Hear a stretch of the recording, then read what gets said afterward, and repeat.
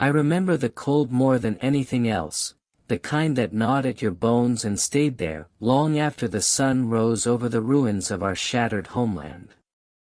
I was 15, maybe 16, I lied about my age, as most of us did. By then, age didn't matter, only the uniform, the rifle, and the orders shouted by men desperate to hold back the inevitable collapse. We were the Jungvolk, the last generation, fed on lies, trained on slogans, and cast into the fire when the Reich had nothing left to give. They told us the British were monsters. That they would show us no mercy, that surrender meant death or worse. I believed it with every ounce of trembling courage that still lived inside me as the sound of artillery drew closer each day. Our town in Lower Saxony had become a ghost, its people scattered, its streets blackened. We waited for the enemy like condemned men waiting for the rope. When the British tanks finally appeared out of the morning fog, I gripped my rifle so hard my hands bled. My friend Otto, barely 14, whispered a prayer he remembered from before the war took his father. We aimed at shadows, but something inside me hesitated. The first encounter wasn't a battle. It was a surrender I never expected to survive. When they found us, half-starved, covered in soot, pretending to be soldiers of a cause even our commanders had abandoned, those British soldiers didn't raise their guns. They raised their eyebrows. One of them, his face smeared with mud and fatigue, looked at me the way a teacher might look at a child who'd wandered off too far. "How old are you, lad?" he asked in broken German. I had no answer. Instead, tears came, uninvited, unwanted. I remember the way he sighed, as if the war itself had aged him beyond measure. He took my rifle, gently, and told me, "It's over." Those words shattered something inside me, because until then, I didn't believe an end was possible. They marched us into a makeshift camp, not a prison, more like an improvised orphanage built from scraps of wood and compassion. The food was strange, the accent stranger, but their kindness was what I couldn't understand. I'd been taught the British were heartless imperialists, devouring the weak with machine precision. Yet one of them, a man named Corporal Hughes, shared his rations with us.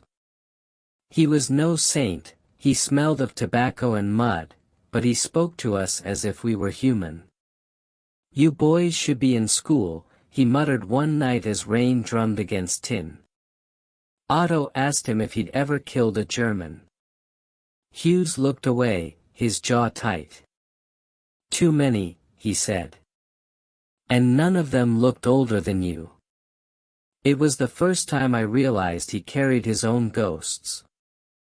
In the weeks that followed, the British soldiers treated us not as enemies, but as lost children they'd stumbled upon.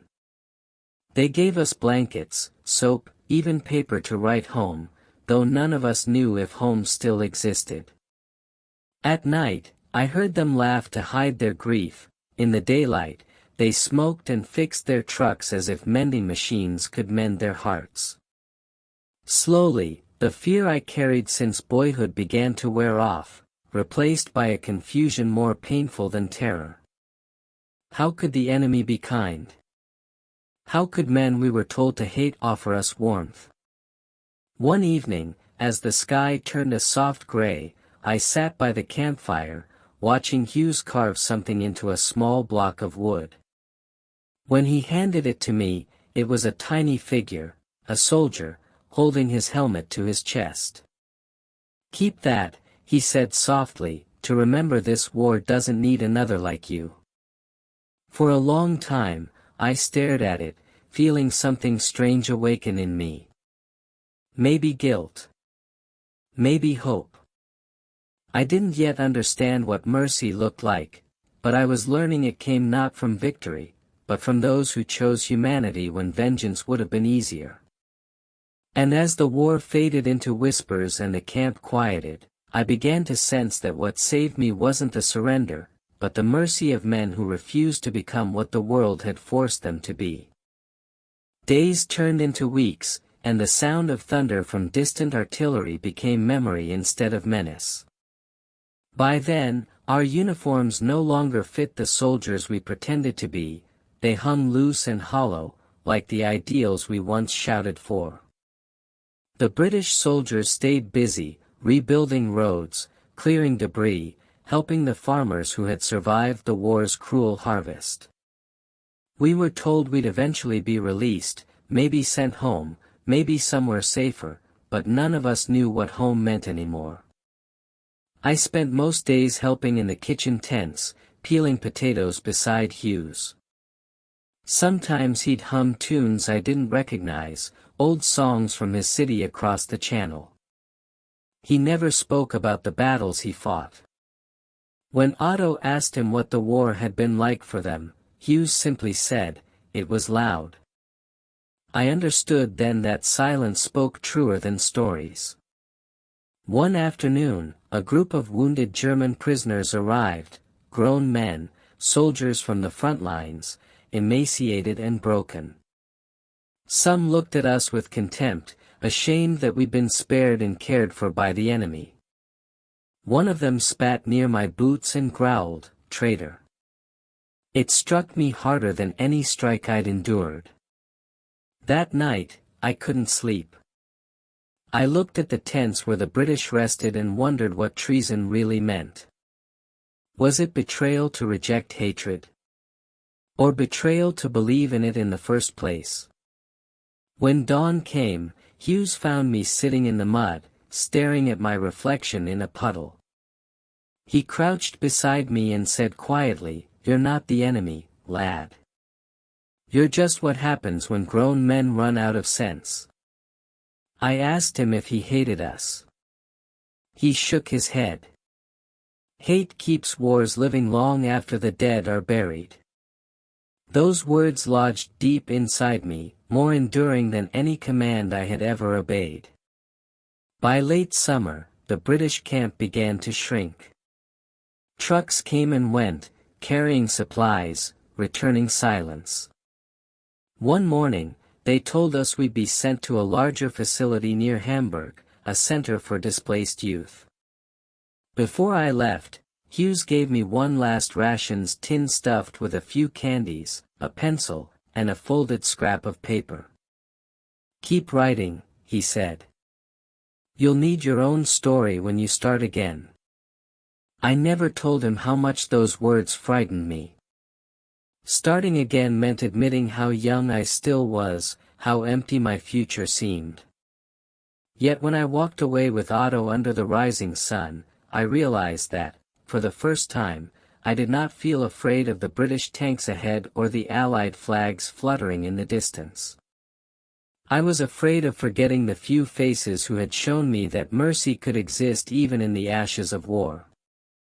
The facility near Hamburg was more a broken shell of a school than a camp. Its walls bore cracks where shrapnel had kissed stone, and its windows rattled in the spring wind. They called it a rehabilitation home, but it felt like a mosaic of lost boys, each carrying fragments of guilt and half-remembered nightmares. The British officers there were fewer, replaced mostly by German volunteers under Allied supervision. Food was rationed, laughter was foreign, and dreams, when they came, were coated in ash. Otto and I were placed in separate dormitories. I didn't see him for weeks, and when I finally did, he had changed. His eyes were darker, distant, like someone who had stopped expecting kindness. He said he'd overheard that the Allies wanted to send many of us to work farms or factories, to rebuild what we had helped destroy. "We'll never stop paying," he muttered one night, his voice trembling. I tried to tell him about Hughes, about mercy, about the chance of a fresh start, but he only laughed bitterly. "The British may forgive, but our own never will," he said. I didn't disagree. The older boys whispered that we were the poison generation, the ones born too late to be heroes, too early to be innocent.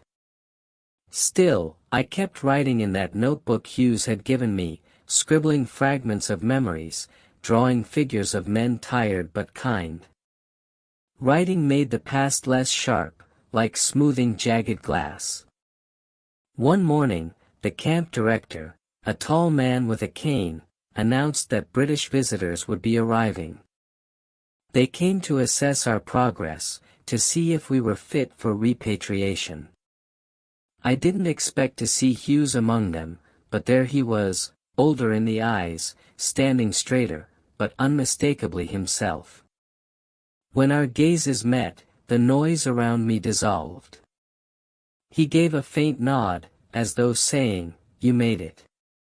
After the inspection, he found me alone behind the courtyard and handed me a small envelope. Inside was a photograph.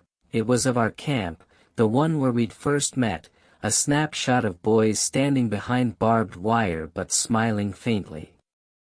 "Thought you'd want to remember how far you came," he said. I had no words, only gratitude that tightened my throat. He told me he'd soon be going home. "Peace will be harder than war," he warned, "but it'll be worth it." I didn't know then that it would be the last time I saw him. The British left, and the world moved on, rebuilding itself from the wreckage. The photograph remained my anchor, a fragile testament that compassion had survived even when nations had not. Years passed, but the war never truly ended inside me, it only changed form, like a scar that learns to ache differently. When I was finally old enough to find work, I chose to become a teacher, determined that my students would never know what it felt like to clutch a rifle heavier than their courage. Germany rebuilt itself piece by piece, street by street, yet the silence of that generation lingered in every home. Otto did not rebuild.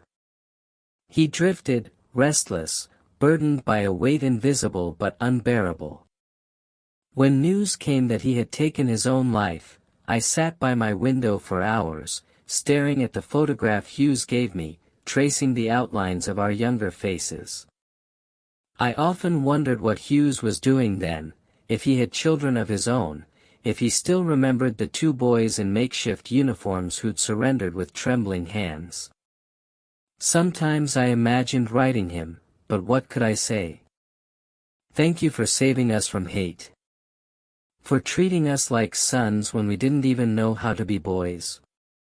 Decades later, when the archives opened, I found his name among those who never returned home from service in Korea. My heart clenched, not just from grief but from the realization that his mercy had outlived him. At the end of my every lesson, I tell young students not about battles or generals, but about that day in 1945 when soldiers from across the sea chose to see children instead of enemies. When I hold that tiny wooden figure Hughes carved for me, the soldier with his helmet pressed to his chest, I feel both the weight of guilt and the freedom of forgiveness. Because in the darkest chapter of human cruelty, I learned that mercy, the kind the British showed us, does not erase the past, it redeems it. And every time I tell my story, I silently hope that somewhere, beyond time or flags, Hughes hears me and knows that he kept his promise, that I did right, that I did remember, and that the boy he saved never forgot the men who treated him like their own.